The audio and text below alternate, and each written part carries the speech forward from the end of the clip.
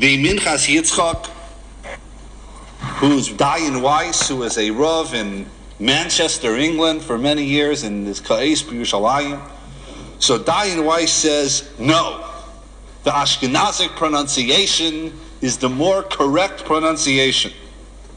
And he brings a raya from a Rabbeinu Bachai al HaTorah.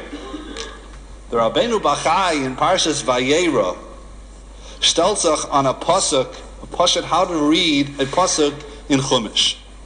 In the beginning of Parshas Vayera, we all know the story that the Malachim came to Avram, Vayisa, Vayar, V'hinei Shleisha Anoshim, Nitzavim Allah, Vayar, Zikrosim, etc.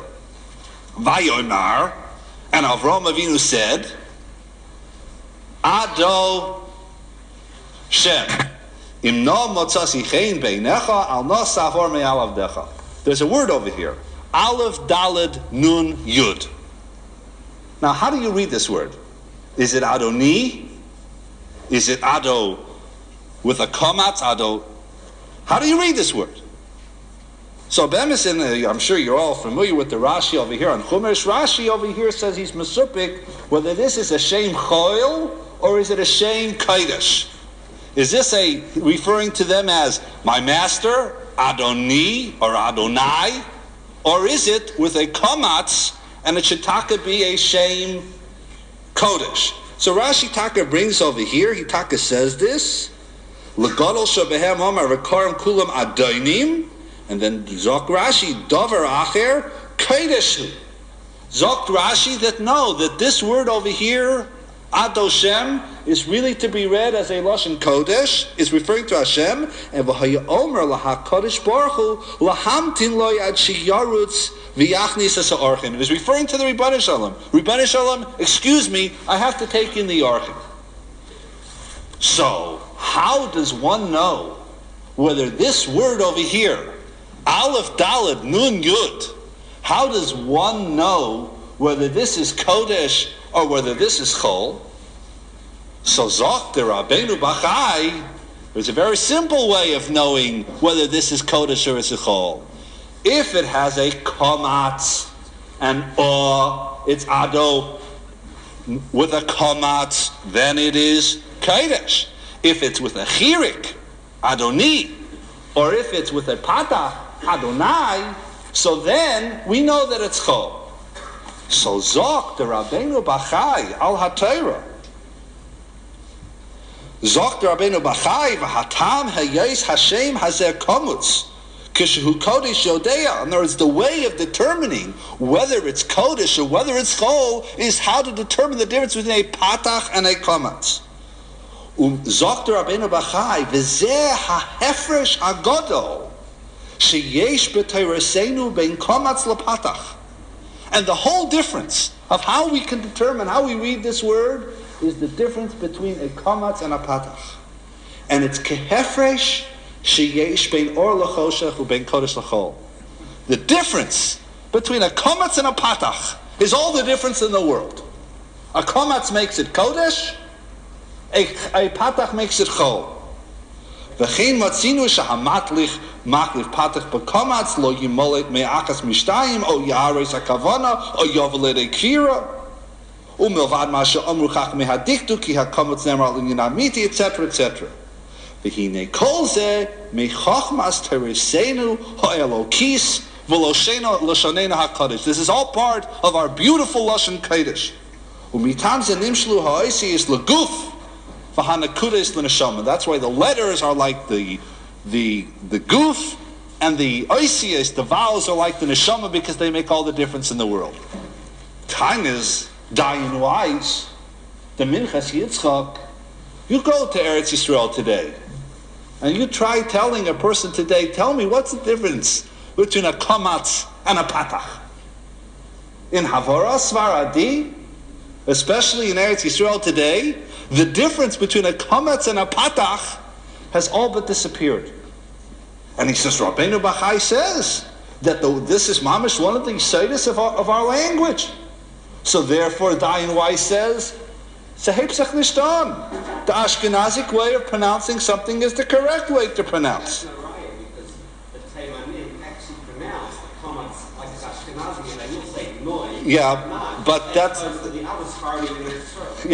that's true. That is true. But in other words, in the Havor Ashkenazic, it's more pronounced. If you, yeah, but people don't. But that's the exception. That's the exception rather than the rule. So he goes ahead, and he continues, and he says that in the Seder Yavitz, he also brings this raya from a Kometz and a Patach, and he's speaking about the Gevaldige Maila of the Ashkenazic pronunciation over the Sephardic pronunciation, and he says, "Ochin betnues ashreinu v'tev chalkeinu, like Sfardim she'enim avdilin b'kometz lapatach." The way we pronounce things, we're all right, but these Sfardim, they don't make a difference between Kometz and Patach.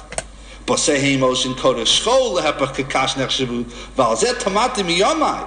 So he says, "Acharis man rav motzasi laharav hamakubol habachai." I always was bothered by this, and afterwards I subsequently found this Rabbeinu Bachai in Parshas Va'era, shehisnagi lozeh gamkein, and Rabbeinu Bachai, you see, makes a big deal of this. V'huzal haya mehem, and he zok the Seder Yavitz haya mehem. He himself was a Sephardi. So from this, the Dayan Weiss concludes that the correct pronunciation is in fact the Ashkenazic pronunciation, not the Sephardic. I hope I'm not disappointing you, but tonight we are not going to conclude definitively which is the more correct pronunciation. Yeshayim lakan, v'yeshayim lakan, ve'elu divrei Elokim chayim. But we are going to talk about the Shaila, is without trying to determine which is the more correct one. But are you allowed to switch? Let's say all your life you have been davening Ashkenazic, and now you want to switch and you want to change to Sephardic. Are you allowed to? That's the Shiloh we're going to deal with tonight. What's that? We'll talk about that.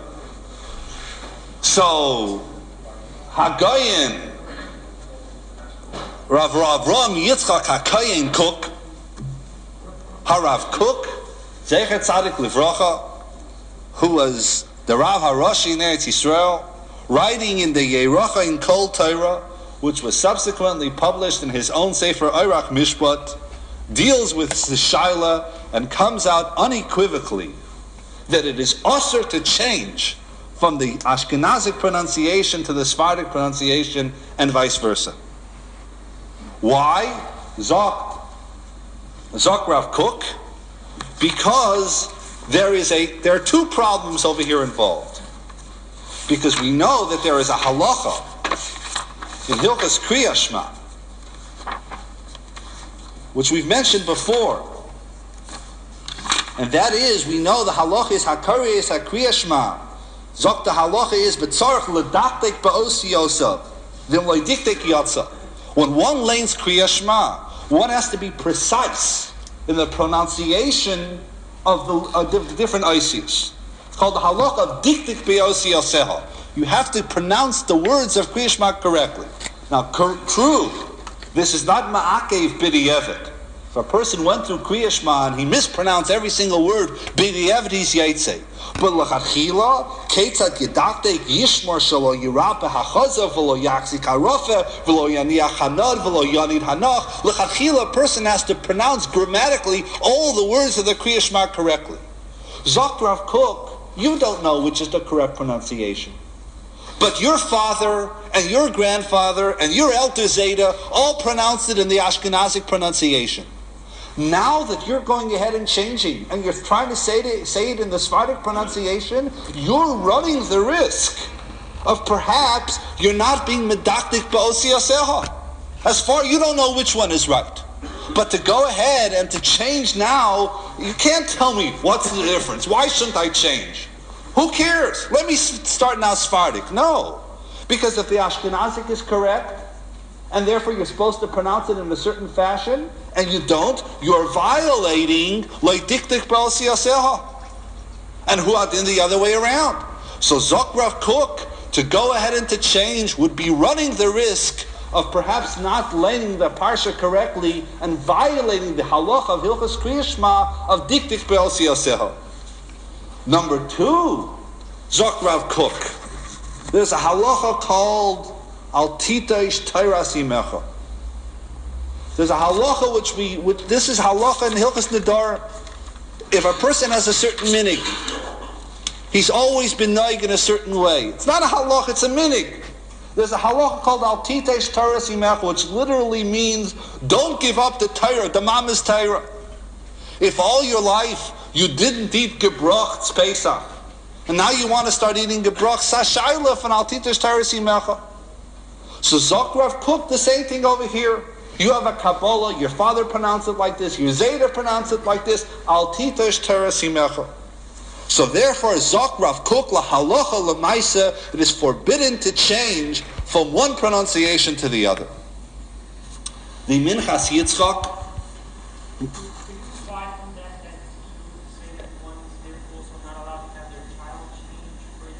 l'chayra yes.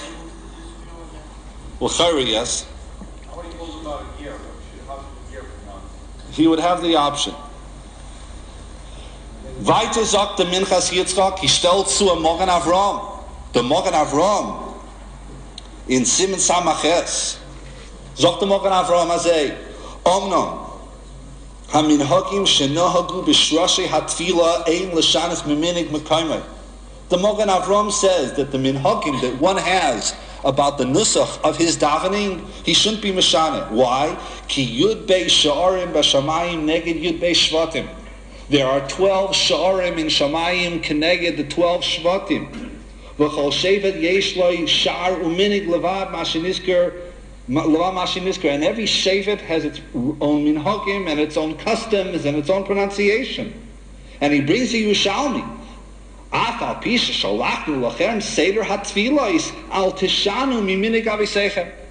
Yerushalmi says, even though we've provided you the nusach of what to daven, but there's also room for minig avisechem. Al tishanu mi minig avisechem. So zokt Rav Weiss, what is this referring to? That means the Shemoneh Esrei is the same Shemoneh Esrei, the Ashrei is the same Ashrei. But al tishanu miminig avasechem refers to miftah, refers to pronunciation, and therefore Zok Dayan Weiss, it's asur to be mishana.